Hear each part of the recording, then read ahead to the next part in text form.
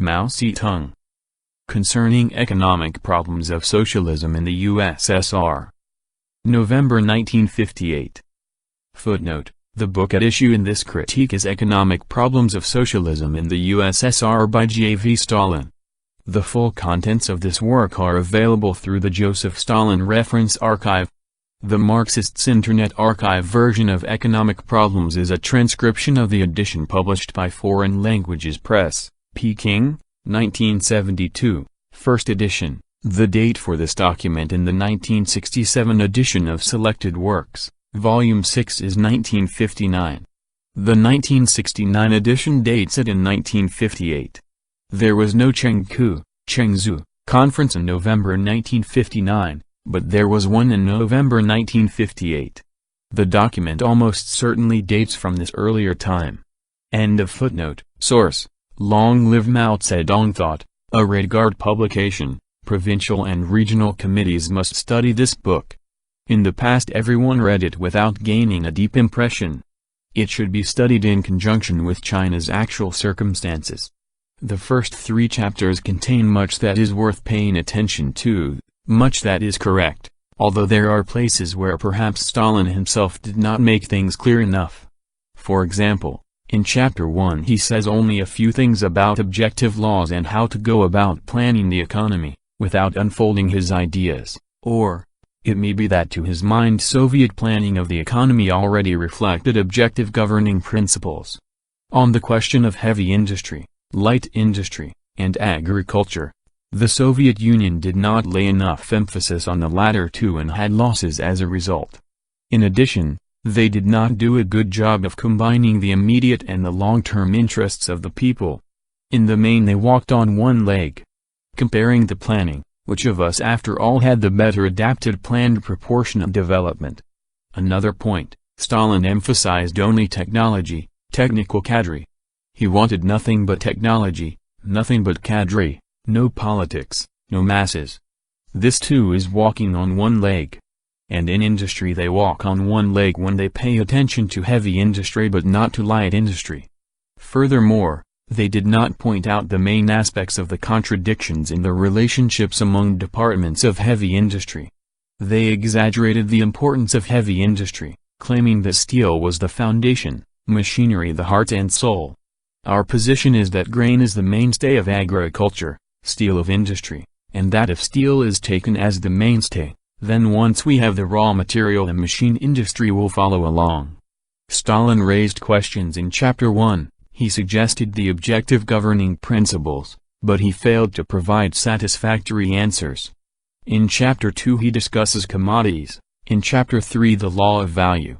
Relatively speaking, I favor many of the views expressed. To divide production into 2 major departments and to say that the means of production are not commodities, these points deserve study. In Chinese agriculture there are still many means of production that should be commodities. My view is that the last of the 3 appended letters, footnote, reply to comrades A.V. Sanina and V.G. Venzer, included in Economic Problems. End of footnote, is entirely wrong. It expresses a deep uneasiness, a belief that the peasantry cannot be trusted to release agricultural machinery but would hang on to it. On the one hand Stalin says that the means of production belong to state ownership. On the other, he says that the peasants cannot afford them. The fact is that he is deceiving himself. The state controlled the peasantry very, very tightly, inflexibly.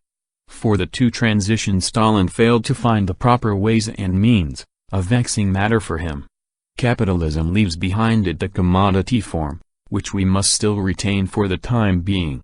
Commodity exchange laws governing value play no regulating role in our production. This role is played by planning, by the great leap forward under planning, by politics in command. Stalin speaks only of the production relations, not of the superstructure, nor of the relationship between superstructure and economic base. Chinese cadres participate in production, workers participate in management. Sending cadres down to lower levels to be tempered, discarding old rules and regulations, all these pertain to the superstructure, to ideology. Stalin mentions economics only, not politics. He may speak of selfless labor, but in reality even an extra hour's labor is begrudged. There is no selflessness at all. The role of people, the role of the laborer, these are not mentioned. If there were no communist movement, it is hard to imagine making the transition to communism. All people are for me, I for all people. This does not belong. It ends up with everything being connected to the self. Some say Marx said it. If he did, let's not make propaganda out of it. All people for me, means everybody for me, the individual. I am for all. Well, how many can you be for? Bourgeois right is manifested as bourgeois law and education. We want to destroy a part of the ideology of bourgeois right, the lordly pose, the three styles, the bureaucratic, the sectarian, and the subjective, and the five errors, the officious, the arrogant, the apathetic, the extravagant, and the precious. But commodity circulation, the commodity form, the law of value, these, on the other hand, cannot be destroyed summarily, despite the fact that they are bourgeois categories. If we now carry on propaganda for the total elimination of the ideology of bourgeois right, it would not be a reasonable position, bear in mind. There are a few in socialist society, landlords, rich peasants, right-wingers, who are partial to capitalism and advocate it. But the vast majority are thinking of crossing over to communism. This, however, has to be done by steps. You cannot get to heaven in one step. Take the people's communes. On the one hand, they have to develop self-sufficient production, on the other, commodity exchange. We use commodity exchange and the law of value as tools for the benefit of developing production and facilitating the transition. We are a nation whose commodity production is very underdeveloped. Last year we produced 3.7 trillion caddies of food grains. Of that number, commodity grains amounted to about 800 or 900 billion caddies. Apart from grain, industrial crops like cotton and hemp are also underdeveloped. Therefore we have to have this, commodity, stage of development. At present there are still a good many counties where there is no charge for food but they cannot pay wages. In Hope there are 3 such counties, and another that can pay wages, but not much, 3 or 5 yuan. So we still have to develop production, to develop things that can be sold other than food grains. At the Bonn Agricultural Conference this point was insufficiently considered.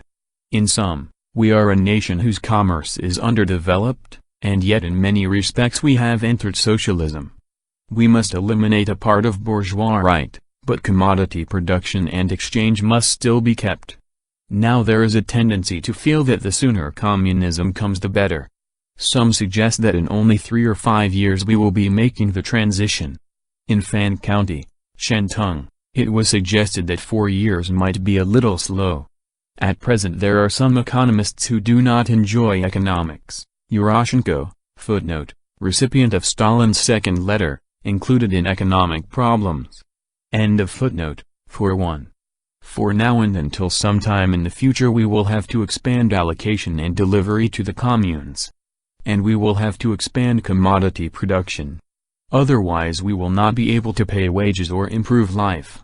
Some of our comrades are guilty of a misapprehension when, coming upon commodities and commodity production, they want to destroy bourgeois rule every single day. For example, they say wages, grades, etc., are detrimental to the free supply system. In 1953 we changed the free supply system into a wage system. Footnote, the wage system established in 1953 emphasized predominantly short-term individual material incentives. It established an 8-grade wage point system ranging from 139 to 390 wage points per month. Similar work in different regions would receive an equal number of work points, but the value of work points varied according to regional costs of living. By 1956, the wage point system had been replaced by a wage system, but the 8-grade structure was retained. End of footnote. This approach was basically correct. We had to take one step backward. But there was a problem, we also took a step backward in the matter of grades. As a result there was a furor over this matter. After a period of rectification grades were scaled down. The grade system is a father-son relation, a cat-and-mouse relation. It has to be attacked day after day. Sending down the cadres to lower levels, running the experimental fields, these are ways of changing the grade system, otherwise, no great leaps.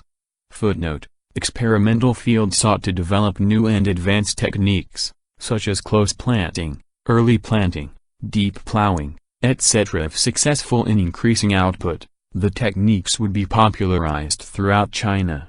By increasing production and thus the total wage fund, the experimental field concept could help undermine the ideological base of the graded wage system by demonstrating that specialists could learn from the peasants. End of footnote.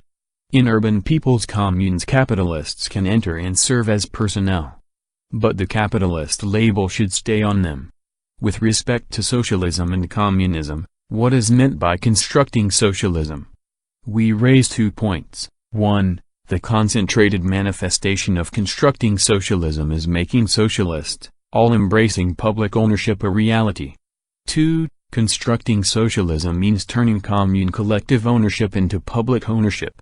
Some comrades disapprove of drawing the line between these two types of ownership system, as if the communes were completely publicly owned. In reality there are two systems. One type is public ownership, as in the Anshan iron and steel works. The other is commune large collective ownership. If we do not raise this, what is the use of socialist construction? Stalin drew the line when he spoke of 3 conditions. These 3 basic conditions make sense and may be summarized as follows: increase social output, raise collective ownership to public ownership, go from exchange of commodities to exchange of products, from exchange value to use value. On these 2 above-mentioned points we Chinese are, 1. Expanding and striving to increase output, concurrently promoting industry and agriculture with preference given to developing heavy industry, and 2. Raising small collective ownership to public ownership, and then further to all-embracing public ownership.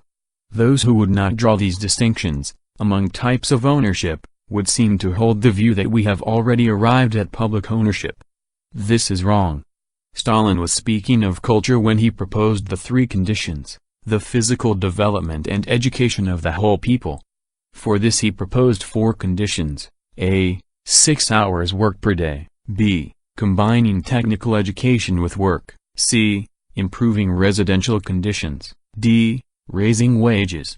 Raising wages and lowering prices are particularly helpful here, but the political conditions are missing.